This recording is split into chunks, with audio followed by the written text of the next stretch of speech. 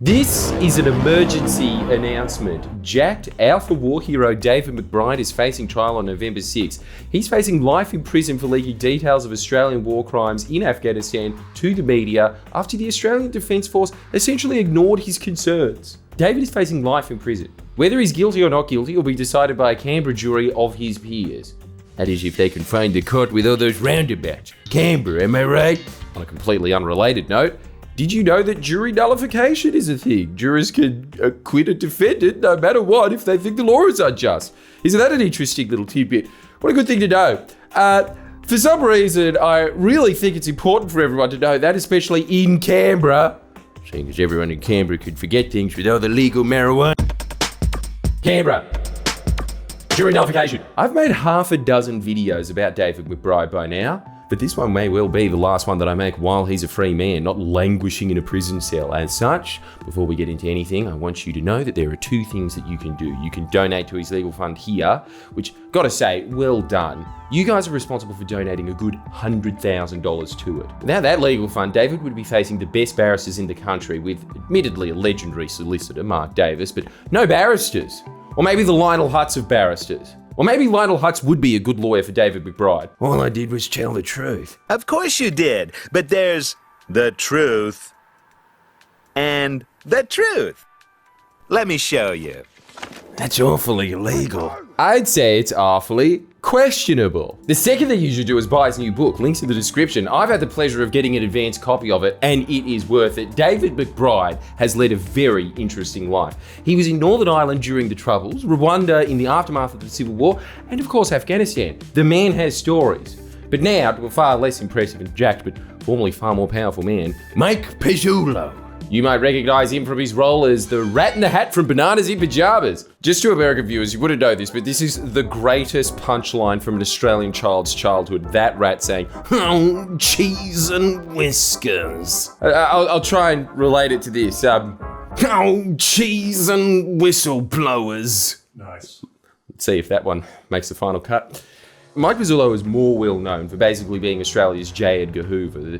Deep state is such a shadowy and faceless concept, but if there was a face to Australia's deep state, it would have to be Mike Pizzullo's joyless face. Today's my birthday. Mike Pizzullo, up until a few weeks ago, was the Secretary of the Department of Home Affairs, a career public servant who greasy pole climbed his way into being the inaugural head of Home Affairs, a super department that his political manoeuvring helped create.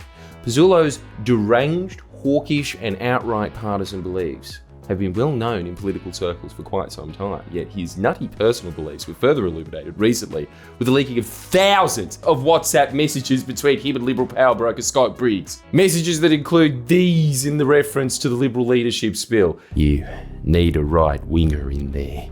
People smugglers will be watching. Please feed that in. I don't wish to interfere, but you won't be surprised to hear that in the event of ScoMo getting up, I'd like to see Dutton come back to HA." Which, first off, you're one of the most high-ranking public servants in charge of ASIO, the AFP, Border Force, etc. And you're using WhatsApp? WhatsApp isn't secure. I swear the only people that use WhatsApp are still boomers that think texting costs too much. That is just scratching the surface of the stupidity and hypocrisy of Pizzullo. Now, how does this all relate to McBride? Well, this is where the very fact that these messages leaked undermines the prosecution of David McBride in two very distinct ways. First off, the fact that it leaks should tell you how seriously the top bureaucrats take sensitive information. Thousands of messages that could be extremely damaging to national security leaked, presumably against the will of Iron Mike Pizzullo, without him knowing any better. This is compared to McBride, who forensically went through the correct channels to blow the whistle on very specific allegations that in no way damage Australia's security or put lives at risk. That's not hyperbole. These messages contain plotting to rearrange Australia's main law enforcement and national security agencies under one department. And if China were privy to the fact that the new head of that department were to be the sea lion from Finding Dory, they could bribe him with, I don't know, I don't even know what I'm saying. It just, he looks like the sea lion from Dory, that's it. And the second reason these leaks undermine the prosecution of David McBride is that these leaked texts highlight the ideological and demented character of the man who became the main driver of these prosecutions. The Afghan files leaked by David McBride, were released in 2017. At this point, Mike Pizzullo had been agitating for the creation of Home Affairs for years. Home Affairs is officially established in December of 2017, with Mike Pizzullo as inaugural secretary and Peter Dutton as the inaugural minister. This move takes the Australian Federal Police out of the Attorney General's department, puts it squarely in the hands of the two most psychotic spooks in the country. Keep in mind, the Attorney General at this time was George Brandis. The leaked texts reveal that Pizzullo held him in contempt as Brandis was against the creation of Home Affairs. So Pizzullo pushed for his removal as Attorney General. George Brandis is no longer the Attorney General after the same cabinet reshuffle in which Home Affairs emerges, with Christian Porter becoming the next Attorney General in December of 2017.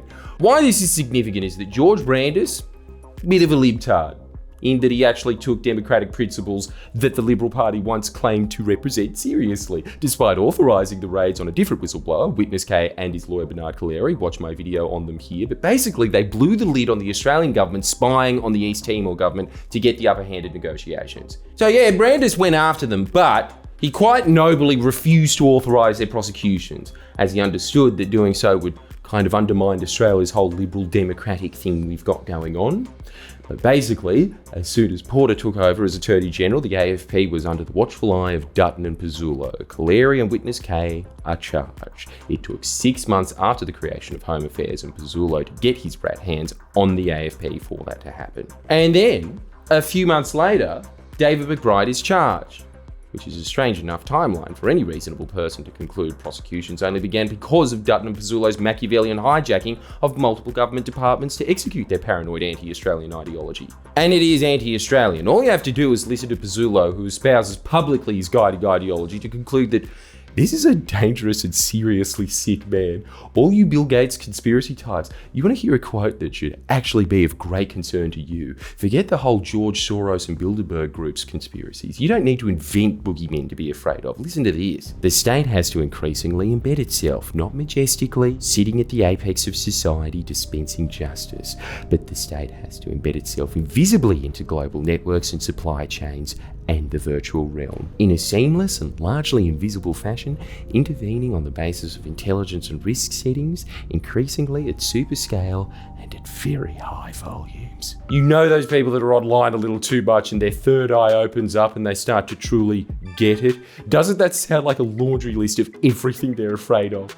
But here's the thing, instead of doing that, I've got a vision for the state. How about the state does a bit of healthcare, a bit of border security, uses its police to investigate and prosecute actual crimes, not destroy barristers, cum whistleblowers who expose state-sanctioned extrajudicial killings. Think about it. That quote is illuminating Pizzullo and Dutton's vision, an unaccountable shadow government that knows everything that you do, can do anything it wants, including kill innocent people, and can crush anyone that stands in its way. It was scary how much those two got done when they were in charge. They were so eager to try out their shiny new toy of Home Affairs. In just 2 years, Australia went through an unprecedented authoritarian lurch, authorising raids on the ABC and News Corp journos, which I know I should be all for if it was purely just to annoy them, but come on. You want a security apparatus with restraint. Dutton and Pizzullo did the deep state equivalent of swatting. A massive and dangerous waste of police time and resources. Pizzullo was then accused of making calls to a senator critical of the raid in order to intimidate him. Leaked messages reveal that Pizzullo was also floating a D-notice system wherein the government could prevent the media from reporting on things that the government deems damaging to national security. Seeing as how far the government are going to destroy David McBride, you can bet allegations of war crimes would come under the D-notice system. Pizzullo's reign over Home Affairs was a seriously turbulent time for the credibility of the Australian public service, and I haven't even begun to mention the integrity scandal surrounding Home Affairs that the new National Anti-Corruption Commission is beginning to uncover that happened under Pizzullo's reign. Mark Dreyfus and Anthony Albanese have already done one thing right, and that they've removed the AFP from the Department of Home Affairs. Now it's time to drop the prosecutions. To continue the prosecution of David McBride is to continue the failed legacy of these rabid ideologues of Mike Pizzullo, Peter Dutton, and Christian Porter. Prosecutions have no place in being ideological. So if you're in Labor, speak up. Do everything you can to get to Mark Dreyfus. Do not be complicit in Mike Pizzullo's passion project. If you are in Canberra, share this video and my videos on David McBride, links in the description, with everyone you know. Also, for no particular reason at all, just a fun fact, jury nullification exists. Anyway, let me know where you can get the best legal read. And if you're in Sydney or Melbourne, most important of all, come see my live show. Also these other places, because we just added a bunch more tour dates. I'll see you next time at my live show.